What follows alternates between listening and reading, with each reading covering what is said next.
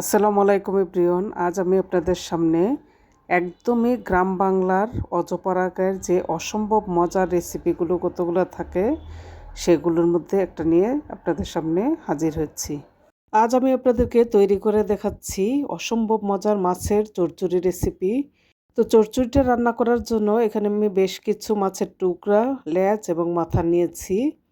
মাছগুলোকে আমি খুব ভালো করে ধুয়ে পরিষ্কার করে নিয়েছি।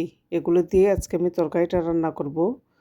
তো একটা হাঁড়িতে আমি মাছগুলো নিয়ে নিয়েছি। সামান্য পরিমাণ পানি দিয়ে একদম হাফ কাপ পরিমাণ পানি দিলেই হবে। লবণ দিয়ে দিচ্ছি ১ চা চামচ। ১ চা চামচ হলুদের গুঁড়া দিয়ে দিচ্ছি। এখন একটা ঢাকনা দিয়ে ঢেকে মাছগুলো ৫ মিনিটের মতো সিদ্ধ করে নেব। আমার মাছগুলো সেদ্ধ করা হয়ে গিয়েছে। এখন আমি চুলার থেকে নামিয়ে নিচ্ছি। মাছ যেহেতু নরম, সিদ্ধ করতে একদমই সময় লাগে না। এখন আমি কাঁটাগুলো বেছে নিচ্ছি। আমাদের কুমিল্লায় কিন্তু এই তরকারিটার একটা নাম আছে। এটা হচ্ছে ঘাটা তরকারি। আর মাছের কাঁটা সেখানে বাছা হয় না। তো বাসায় যেহেতু বাচ্চারা খাবে সেজন্য আমি মাছের কাঁটাগুলো বেছে নিচ্ছি। অনেক সময় ফ্রিজে অনেক দিন যাবৎ মাছ থাকে, তো সেটা পরে খেতে ভালো লাগে না, কেমন একটা ফ্রিজ ফ্রিজ গন্ধ চলে আসে। ওই মাছগুলো দিয়েও কিন্তু ঘাটা তরকারি রান্না করতে পারেন। আমাদের এলাকায় অবশ্য যে মাছগুলো একটু নরম হয়ে যায় সেগুলো দিয়েই রান্না করে। তো আমার কাঁটাগুলোও ছাড়িয়ে নেওয়া হয়ে গিয়েছে, এখন আমি রান্নায় চলে যাচ্ছি। চুলায় একটা প্যান বসিয়ে আমি হাফ কাপ পরিমাণ তেল দিয়ে দিচ্ছি। দিয়ে মাছগুলো একটু ভেজে নিব। মাছগুলো কিন্তু ভেজে নিলে তরকারির টেস্টটা অনেক বেশি ভালো আসে। এই তরকারিটা কিন্তু সাধারণত মাছটা না ভেজেই রান্না করা হয়, কিন্তু আমি ভেজে রান্না করি, কারণ ভেজে রান্না করলে এটার টেস্টটা অনেক বেশি ভালো আসে।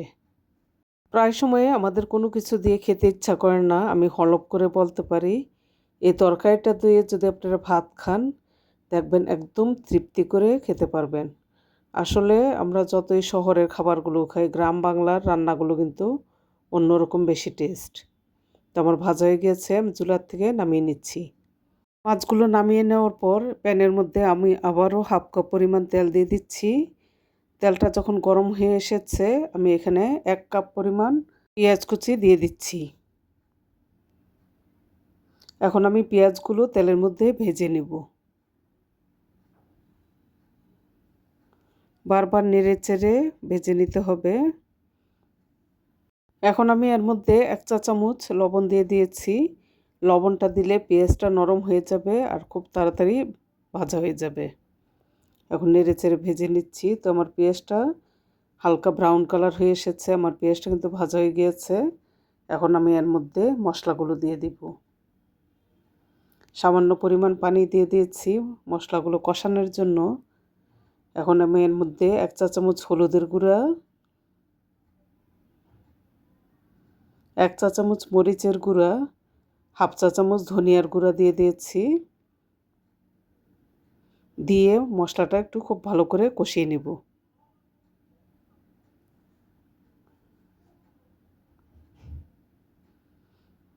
তো মশলাটা কষিয়ে নেওয়া হয়ে গেছে। পানিটা শুকিয়ে এসেছে আর তেলটা উপরে উঠে এসেছে। এর মধ্যে আমি মাছগুলো দিয়ে দিচ্ছি। দিয়ে পেঁয়াজের সাথে মাছগুলো খুব ভালো করে মিক্সড করে নিচ্ছি। আরও কিছুক্ষণ ভেজে নিচ্ছি।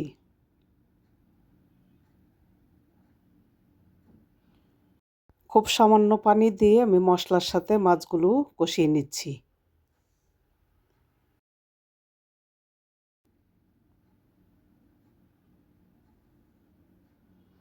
তো মাছটা কষানো হয়ে গিয়েছে মশলার সাথে।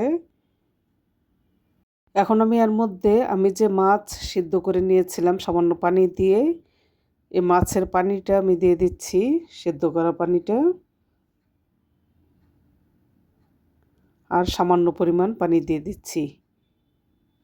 দিয়ে দিচ্ছি ৪টা গন্ধরাজ লেবু পাতা। এটাকে এলাচি লেবু পাতাও বলে। তো এই লেবু পাতাটা দিলে এত সুন্দর একটা স্মেল আসে আর তরকারিটা যে কী পরিমাণ মজা। চুলার আঁচটা কমিয়ে আমি ঢাকনা দিয়ে ঢেকে কিছুক্ষণ রান্না করে নিয়েছি। এখন আবার ঢাকনাটা খুলে একটু নেড়ে চেড়ে দিচ্ছি যেন নিচে দিয়ে লেগে না যায়।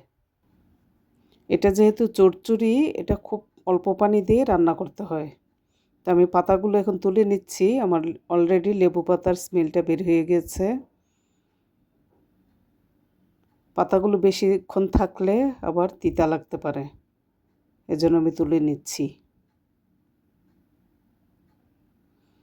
দিয়ে দিচ্ছি ৩-৪টা কাঁচামরিচ।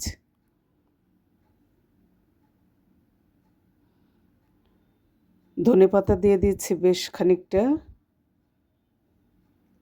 এই তো রান্নার একদম শেষ পর্যায়ে। ধনেপাতাটা সিদ্ধ হওয়ার জন্য অপেক্ষা করছি কিছুক্ষণ। আবারও কিছুক্ষণ জন্য ঢেকে দিচ্ছি। ব্যাস, পানিটা একদম শুকিয়ে এসেছে, ঝোলটা। আমার রান্না কিন্তু শেষ। আমি এখন চুলাটা বন্ধ করে নামিয়ে নিচ্ছি। তো ভিউয়ার্স, খুবই অল্প সময়ে অল্প উপকরণ তৈরি হয়ে গেল আমার লেবু পাতা দিয়ে মাছের চচ্চড়ি বা ঘাটা তৈরি রেসিপি। আপনাদের কাছে কেমন লেগেছে জানাবেন। তো আজকে এ পর্যন্ত, আল্লাহ হাফেজ।